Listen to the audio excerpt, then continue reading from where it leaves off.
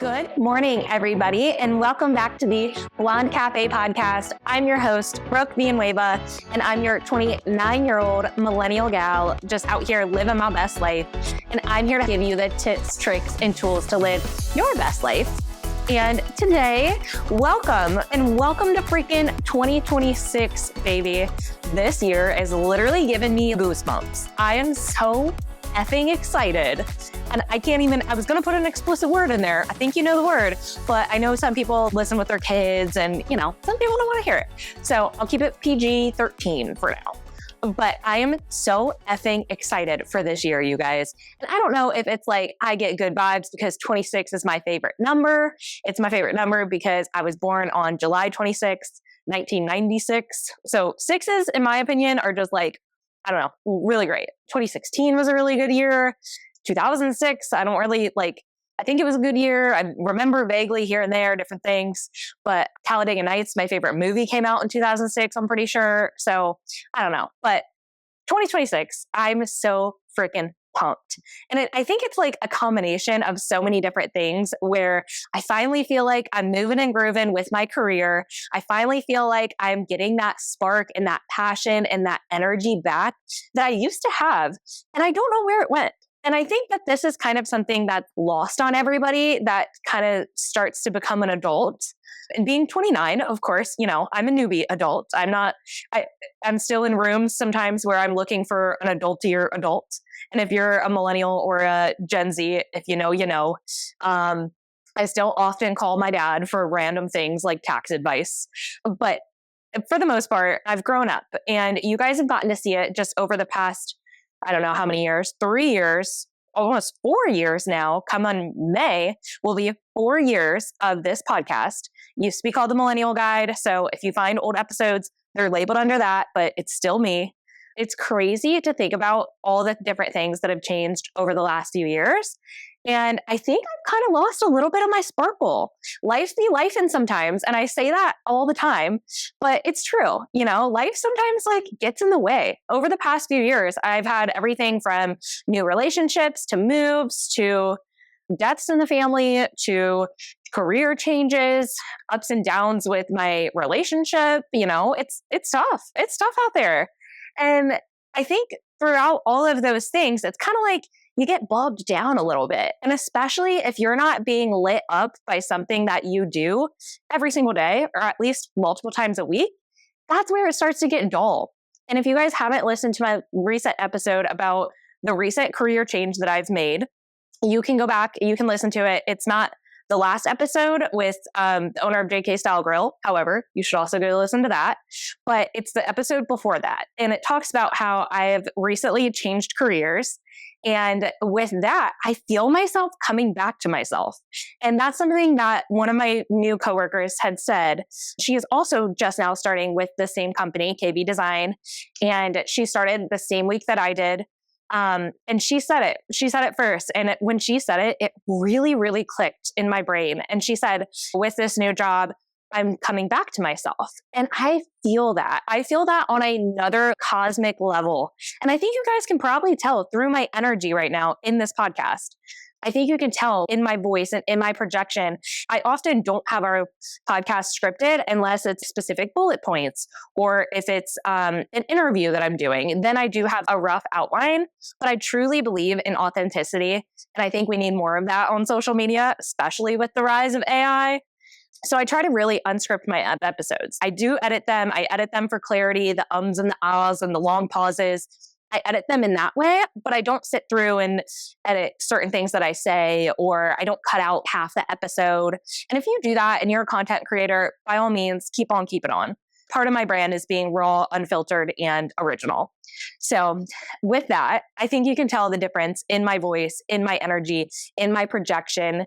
And I just feel so much lighter overall. I mean, seriously, I'm also coming off of just running 3 miles, which is a personal PR for me to run 3 miles on a random whim on a random day.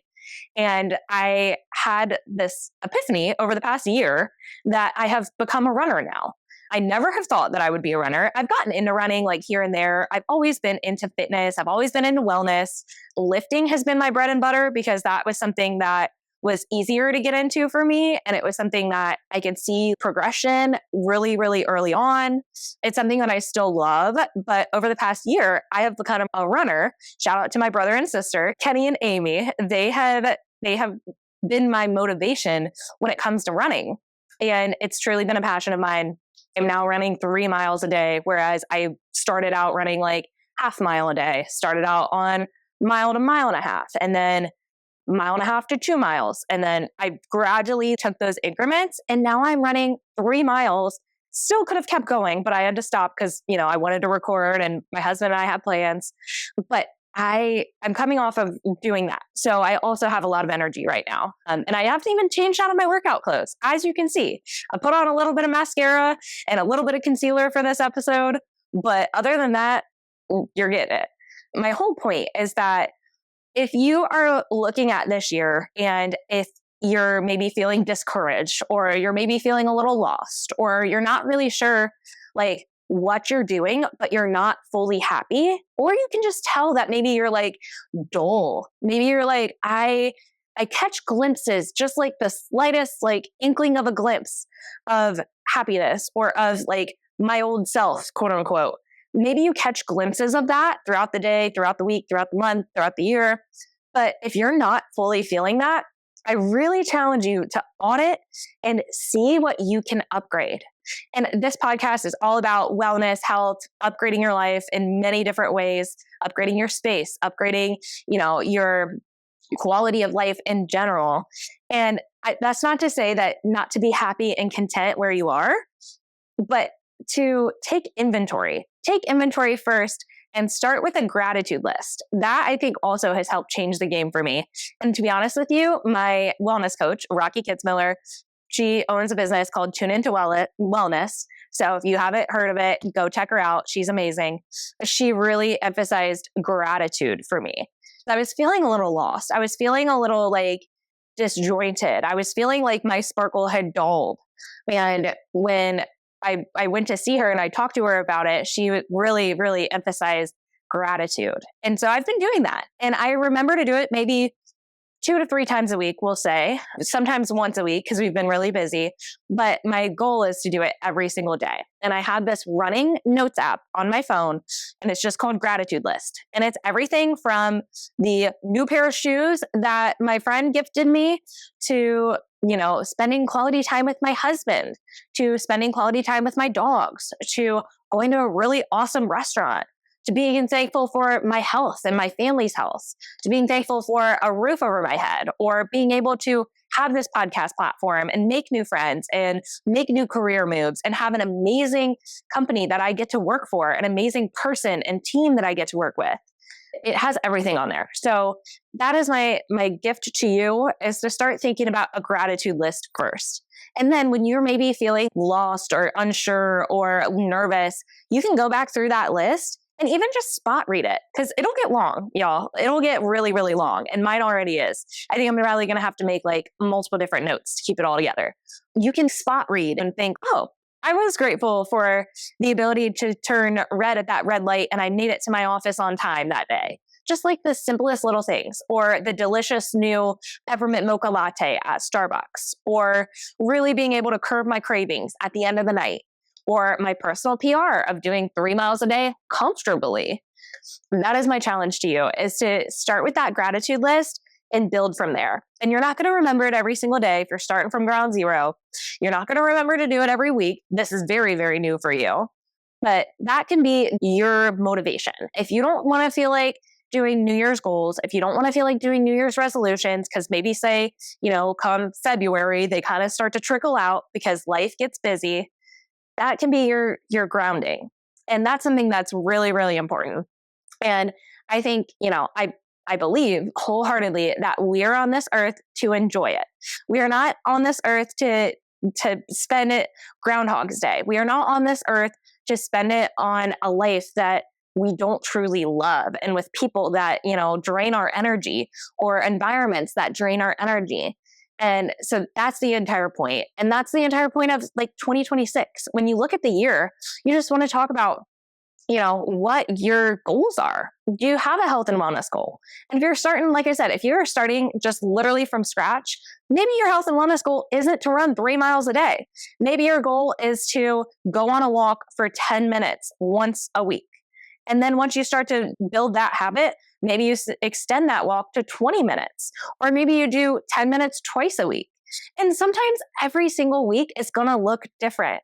And it's okay, because you start to build those different brain patterns in your brain, literally. Like, you start to create new brain waves. And that's the amazing part, is no matter how old you are, you can create new brain waves to change your life. And it's such a compound effect. I can't even explain to you. Like, I now have so much more energy that I have changed careers.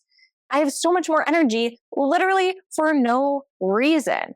There is a reason. It's because I'm feeling lit up, but it's not like I'm sleeping exponentially more. It's not like I've drastically changed my diet. It's not like we've moved to a new city and a new house and I got all this buzzing going on because everything is so new and exciting. It's literally been my career change that has made the world of a difference. And I'm not saying for you to change careers. If you love your career, keep on keeping on. Like I said in the previous episode, keep it. Keep doing what you're doing. If you're like, I'm pretty chilling with my job, I don't necessarily want to strive for the next thing yet. Like, I just want to coast for a little bit and be easy with that. That's cool. Keep it. If there's something that you're like, I really want to improve my relationship. Like, for instance, one of my goals this year is to get closer with my husband and to feel like we are a unit and feel like we are a whole, and really take into account how we are building our lives together so that we can start a future family and feel comfortable. Like, heck yeah, we got this. We are on the same page and we know what we're dealing with. We know how to rock and roll throughout life. So that's one of my personal goals this year. Another one of my personal goals this year is to prioritize the things that I want as well. Because starting a family eventually over the next year, 2 years, 3 years, that's going to be something that's huge, because it's important for me as a future mom to take control and to say, actually, I'm important too. Yes, I'm going to be caring for my child. Yes, I'm going to be caring for my husband. Yes, we are going to do it together as a team, but it's also important that I prioritize myself. So this year, my husband and I have already had conversations about how to prioritize ourselves. And a lot of that has been financial conversations where we want to make sure that we're being equal and fair to each other. He likes, say, spending more money on eating out, for instance. And maybe I am okay with sacrificing eating out because I want to spend that money instead on a new pair of shoes, or vice versa. It can ebb and flow. And of course, different things are different prices and there's a middle ground that can be had. But that was one of our conversations where, yes, shoes might seem very materialistic, say, for instance, but that's something that brings me joy. It allows me to express myself. It allows me to have the ability to run 3 miles. I mean, I can do it barefoot, or in uncomfortable shoes, but it's a lot easier to do it in comfortable shoes meant for running, for instance. Or, you do feel more confident when you step into your office or step into a client's home, or just step out on the street. You feel more confident when you look good, you feel good. I've said that before. I have an episode on that as well. But that's one of my priorities, for instance. And from working from home for the last 3 years, I realized that my wardrobe has slowly dwindled and slowly become a little bit black and white. And so I'm just now kind of getting back to finding my style, finding my groove, finding what I love and how to express myself. And so that's one of my priorities. And that's what I told him. I said, I'm okay with not getting charcoal chicken for dinner and eating whatever we have at home, leftovers out of the fridge, so that I can choose to buy those pair of pants. Right now, we are at a place where sometimes it does require trade-offs. We do have our spend plan allocated for fun things, groceries, and certain things like travel, savings, all of that. We have our spend plan allocated for that. But at the same time, we also have things that pop up that we're like, oh my gosh, I really want to do this. Or, oh my gosh, I really love this. And I saw it on Instagram and I want to check it out. I really want to start planning for this spontaneous trip, maybe, so that we do have something that when a trip arises that we see that is a good opportunity, whether it's with friends or solo, that we have that savings in the bank to go do it. So until we become multimillionaires, which I'm convinced that we will have enough money to go around. We sometimes have to make those choices.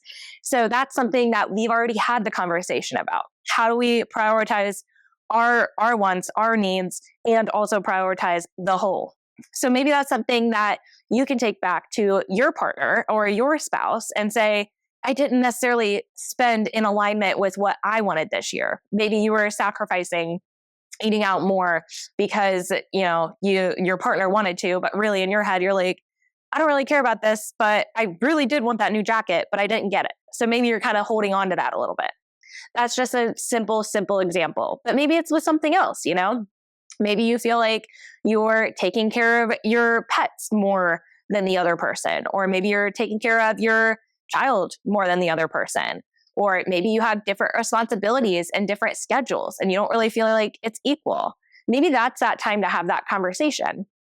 Or maybe you need to have that conversation with yourself where you're like, where did my time go this year? I mean, I'm not kidding you guys. I spent like probably 2 solid years, at least a year and a half, to where I would go to work and then I would come home and then I would probably do something around the house, like clean, organize, whatever, take my dog for a walk, and I would sit and watch TV.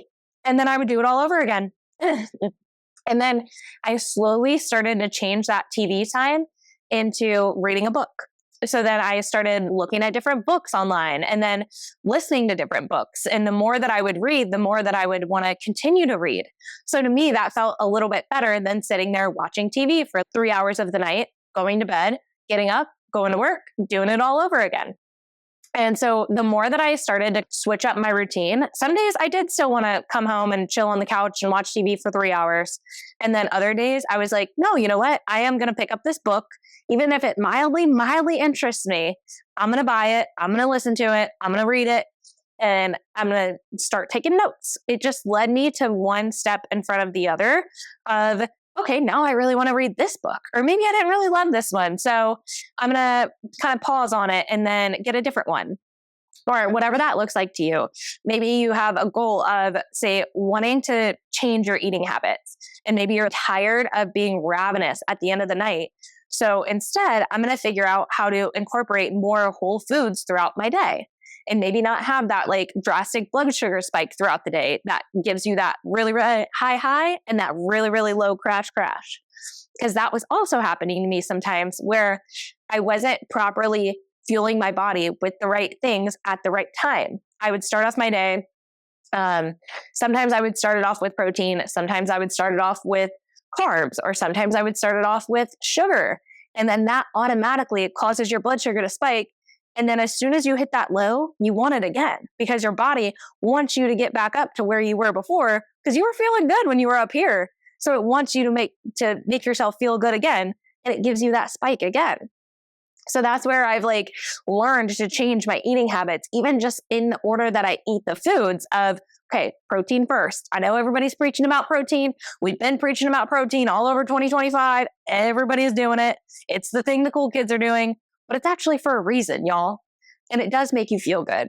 And I truly believe that that's part of the reason why I was able to run so hard, so fast today is because I started my day with a hard-boiled egg. I had a piece of sourdough toast with a little tiny bit of bacon jam on it, and I sprinkled some tahini on top of it. And it was delicious. And so I truly believe that has given me sustained energy throughout the day. And that's where I keep trying to stack my nutrition habits. And that's where you can kind of combine things that you're already doing and things that you already love into bettering yourself for the next year. Say you love scrolling on TikTok, but you also have this goal of wanting to make more recipes at home.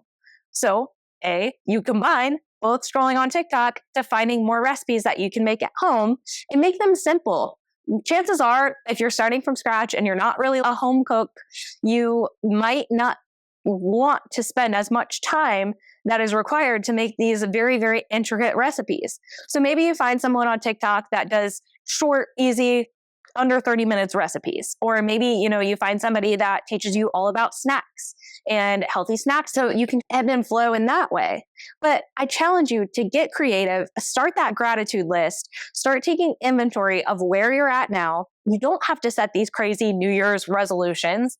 And to be honest with you, yes, you can set goals and intentions for the new year, but you're allowed to ebb and change. You're allowed to ebb and flow with the way the year goes. Honestly, you can't predict it. You really can't. As much as you try, as much as you might want to sit there with your planner, especially if you're like a type A personality, or if you're a type A-B mix, which I think kind of I am, you might want to say, no, I really want to sit down and write these goals. Write them down and then reevaluate in 3 months. Do it quarterly. I do think that the quarterly business schedule is kind of like in our benefit, to where every 3 months, take inventory. It changes with the seasons. See where you're at. See if you need to change something that's not working for you.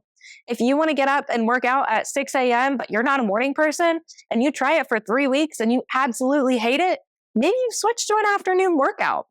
Or maybe you switch to taking the longer route, walking to your car to and from work, and that's how you get started. And then maybe you do switch to a workout class, because that's easier to get up and go to versus just trying to motivate by yourself.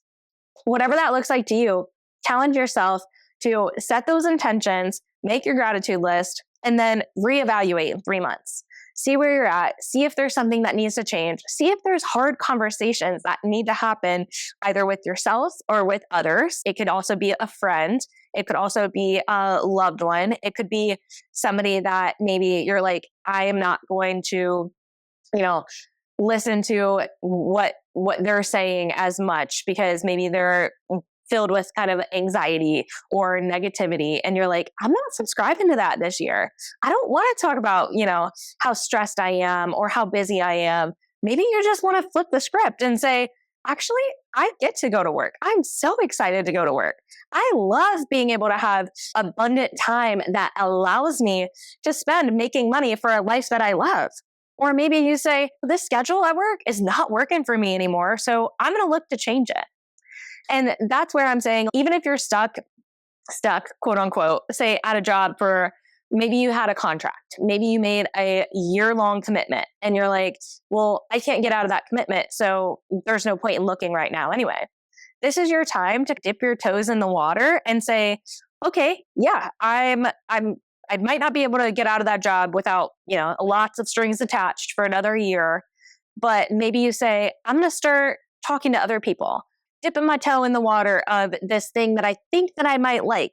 Or maybe you do reach out to a friend and tell them you're looking for work. And honestly, you can connect the dots serendipitously. I kept having this nudge to reach out to KB, now my boss. I kept having this nudge to reach out to her and see if she needed some help with marketing, see what was going on, keep in touch. And what do you know now? I now work for her full time, and it's something better than I could have ever dreamed of. So you never know where taking that next step, even if it's just literally sending a 20-second voice note to somebody, you never know where that's going to lead you. And that's how you can get started. So that is my challenge to you. I'm so freaking pumped to have you here. Thank you so much for being a listener. Thank you for being a part of the Blonde Cafe community. Thank you for coming with us every step of the way along the journey. And I'm so happy for you guys. I'm so grateful for you all. If you haven't seen us on Instagram, I'm posting daily stories. I make frequent posts throughout the week, and go check us out. So head over to Instagram. We're on TikTok as well. We're on YouTube, Spotify, Apple Podcast. I can't wait to see you guys there. Stay tuned for our next episode. It will be with my sister, Amy Dieter. She is a big deal. I really am so excited. She's giving us guys, I'm getting jumbled because I'm so excited about it. She's giving us the top 2026 fashion trends. She's telling us what's in, she's telling us what's out, she's giving us the details on it, and she's letting us know, where we're looking forward to for fashion. So we're gonna have a really fun time. I'm so excited to share it with you all, and I can't wait to see you soon. Bye, guys.